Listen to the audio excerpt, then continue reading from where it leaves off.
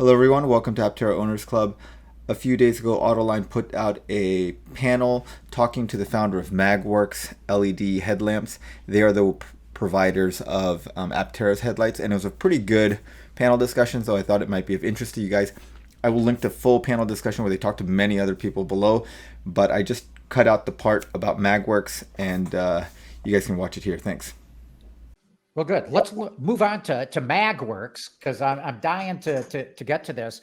Headlamps have become so important, that even the IIHS will not give you a top safety pick plus unless you've got really good lamps. So, Michael Pickles, tell us what you've done, the new kind of headlamp that you've come up with.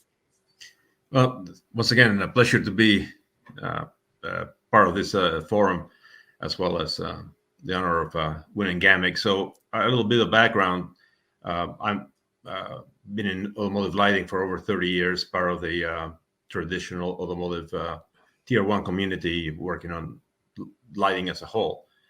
And the focus has been precisely, yes, when IIHS first came out with the top safety pick plus, got my attention. That was in 2016, just to give everybody a perspective, when the first requirement, when it began to push automakers to incorporate good lights,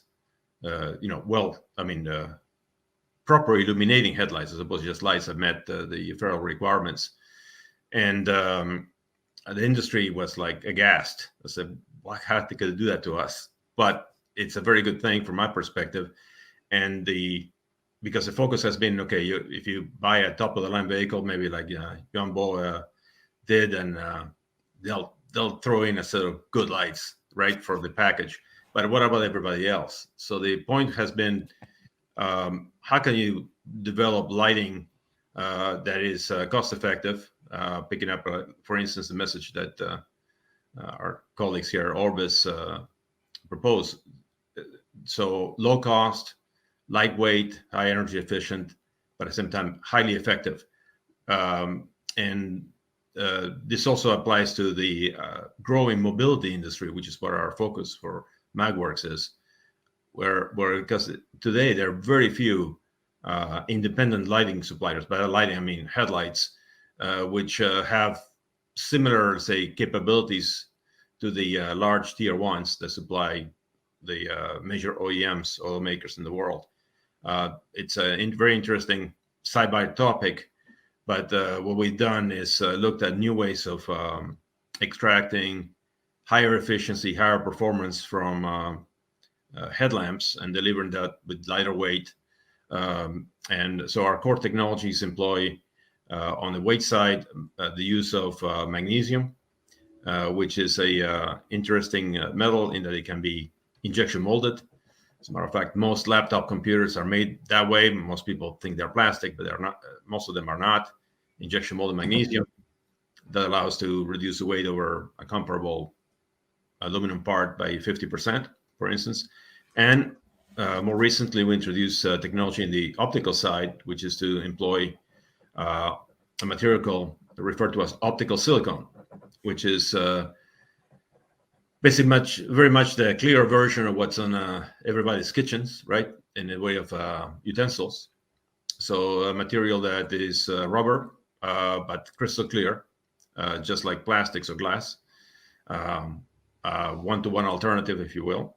But it has very unique properties. One of them being a very high temperature resistance, which is why it finds its way into kitchens.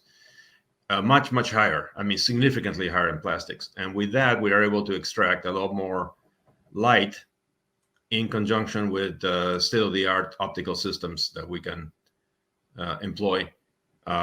So as illustrating here is let's say our best competitor's headlight in a city environment, and alternating that to our lamp in the same context, Magworks low beam. You can see the much greater degree of illumination that we provide, while still being, of course, perfectly street legal, A, and B, meeting IHS criteria, which is critical. And this illustration right here shows a typical current low beam headlight, and then that is what we provide: much greater level of illumination, field of illumination, we're focused not so much in trying to provide greater distance as to provide greater width, so that people have the ability to see pedestrians in front, but also to the side, obstacles and the like, and avoid accidents. So this, for instance, is an image. This is virtual reality, by the way.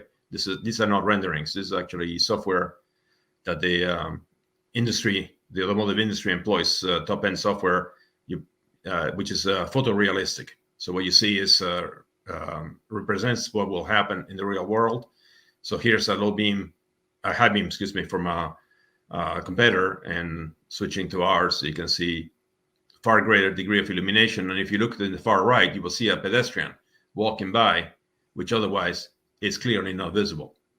So we're quite proud to be able to introduce lighting that is, again, low cost, lightweight, highly efficient, both in terms of energy and illumination.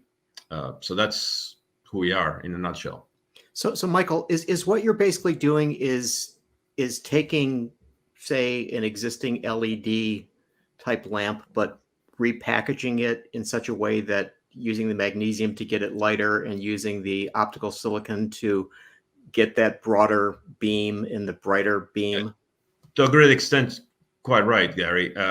For instance, a problem you have in LED is that they run the headlamp LEDs. They're very powerful, and getting even more so every day, but they also deliver a lot of heat, which has to be cooled. So that's where the magnesium comes in, to be able to extract that heat, and it's a cooling system as well as a housing. So you get at least a two for the price of one, if you will, in that respect. So if you use plastics for the housing, you have to add what are referred to as heat sinks, which is typical in electronics, right? Everybody has a laptop, knows a little fan inside there blowing hot air. Same thing with a LED lamp. Either you have a fan or you have to have some other kind of way to extract the heat. On the side of the problem with the LEDs is because they aren't so hot. They run far hotter than the plastics that we normally have can tolerate. For instance, so of course, polycarbonate, as you and I have in our glasses, and which is the most common material, can only go up to 120 degrees, and LEDs go up to 135. So immediately you have a problem. You have a problem that if you are too close, they're going to start deteriorating, melting, yellowing, bad things. So you can't have that. So you have to keep a significant distance or ways to keep that from happening. Silicon, on the other hand, is good for 200 degrees. So you can literally touch the LED and you don't care. So that's one step there. The next one is the use of a type of optics which are becoming increasingly common, called total internal reflection, which is a little too hard to hand wave, but it means they have no reflectors. They're basically lenses that themselves capture the output of the LEDs and directed in a pattern that you intend to have, whether it be a high beam, low beam, fog light, or anything else. The issue with that type of technology is that there's no software written that you can buy off the shelf and therefore apply directly.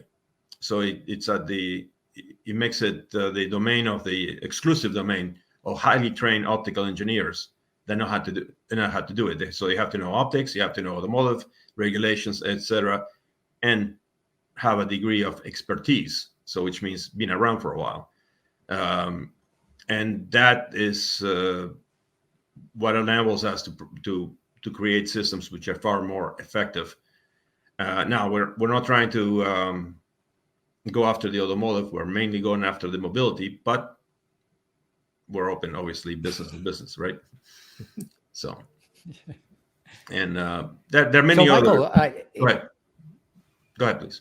Yeah, you also came up with a headlight design for Aptera, right? Correct.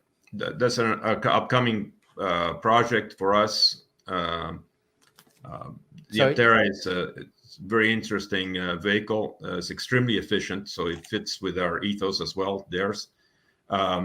We developed, and the Aptera has an interesting problem, that being a three-wheeler in the United States is classified as a motorcycle. and therefore the headlights have to be in the center of the vehicle by U.S. regulations. You can't go around that. NHTSA will make sure you don't.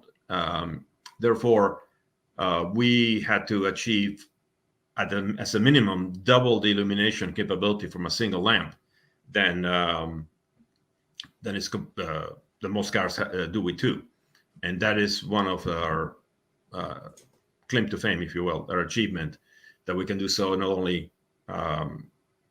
in terms of performance, but do so in lightweight, cost-effective, compact package. So, yeah, thanks for mentioning that, John.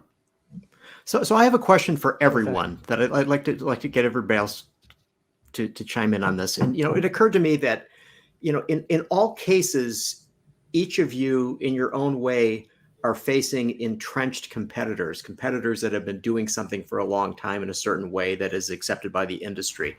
So how is it that you came up with the ideas of doing your the new braking systems, or the conformal coating, or the replacing spreadsheets, or coming up with new lamps? I mean, what was behind it, and how do you feel about getting into the industry? Do you think it's a real solid possibility? From our standpoint, as I said, Damien, our how focus did is you?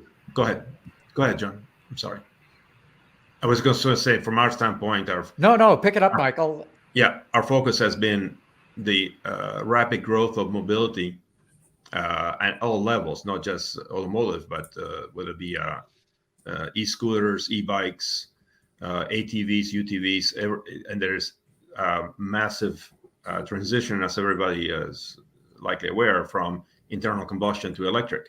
So the lighting industry is limited in the number of suppliers. Of course, if you are, again, a major automotive manufacturer, you have your established suppliers, and that's pretty much status quo, normal. But all these new manufacturers, there's really not an established small lighting supplier base, and there are many factors for that. Actually, interestingly enough, there are fewer suppliers today than there were about 6 years ago. And that's an entirely different topic of discussion, right, John? But it's a very interesting environment out there. And of course, all the things that we bring to that may not seem obvious with silicone is that being as a rubber is a very dense resistance. I mean, you can actually hit it with a hammer and it won't break. Therefore, one of the features we propose, for instance, for whether it be a city car, which is highly prone to be hit with, whether it be a shopping cart, bicycles, et cetera, right? Running into things, some people running into you. I'm referring to light damage, not heavy damage, but which is enough to damage the lights and break them and make the vehicle unappealing or generate cost. With our silicone, we are able to take a much higher degree of impact without breaking, damaging the lamps. So we feel that we're adding another layer of value to the product, right? Just like Jan was indicating, there are ancillary benefits to the technology that are not at first obvious, but it's something that you cannot do with plastics. So.